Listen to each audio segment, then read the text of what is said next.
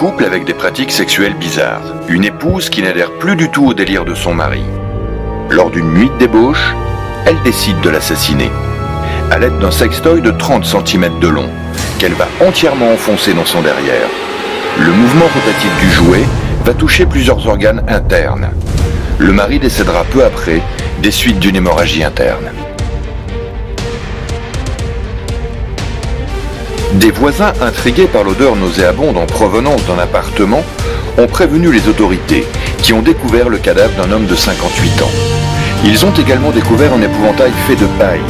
L'épouvantail était déguisé en femme avec une perruque et était équipé d'un god de ceinture. La cause de la mort n'a pas été identifiée. Les enquêteurs pensent qu'il est décédé alors qu'il faisait l'amour avec l'épouvantail.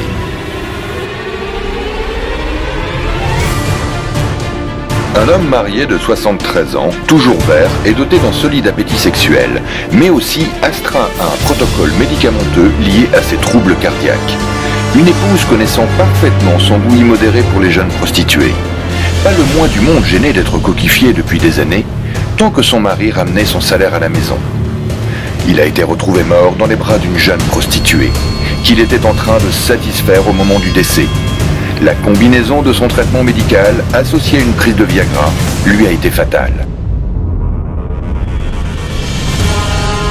Un patron de club privé et l'une de ses employées font l'amour après la fermeture du club, sur un piano ayant servi d'accessoire pour un numéro vedette. Lors de ce numéro, le piano descendait du plafond. En pleine action, ils actionnent par inadvertance l'interrupteur. Le piano, en remontant vers le plafond, va écraser le patron du club, qui a néanmoins réussi à sauver son employé. Lors d'une soirée, deux adolescents visiblement motivés ont été vus sur le balcon du 6e étage d'un immeuble londonien, en train de s'embrasser.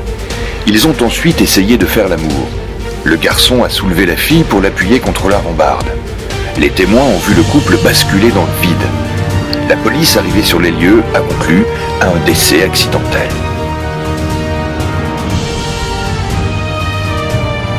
Un couple décide d'innover en termes d'expérience sexuelle.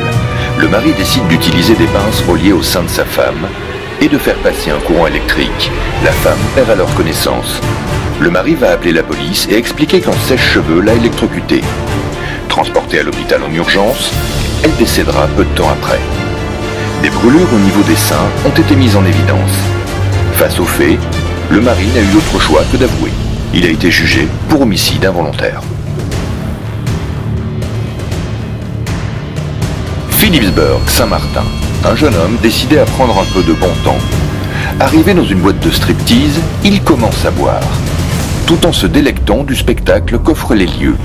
Pris dans l'action, il arrache avec ses dents le soutien-gorge d'une stripteaseuse et s'étouffe avec. Mourir en faisant l'amour porte désormais un nom, épectase. En effet, depuis la mort d'un cardinal français, qui succomba en 1974 d'un infarctus dans les bras d'une jeune prostituée parisienne, le terme d'épectase de l'apôtre est apparu dans un communiqué de l'Église catholique, afin de préserver la morale et la dignité de l'Église. Le bon mot fut à l'époque allègrement repris par le Canard enchaîné. Un couple a décidé de faire dans le sexe naturel. Le mari a eu l'idée de satisfaire sa femme avec un concombre. Après quelques verres d'alcool, il enfonce le légume dans la bouche de son épouse. De la fumée est sortie de la cuisine. Il se précipite pour aller voir. Il en profite pour nourrir le chien et fumer tranquillement une cigarette. De retour dans la chambre, il découvre sa femme inconsciente.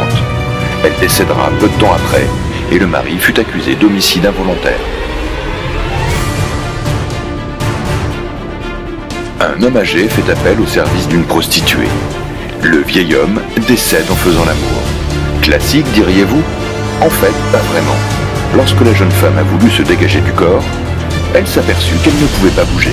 Le vieil homme, encore coincé en elle. Elle appela donc les secours et fut transportée d'urgence à l'hôpital.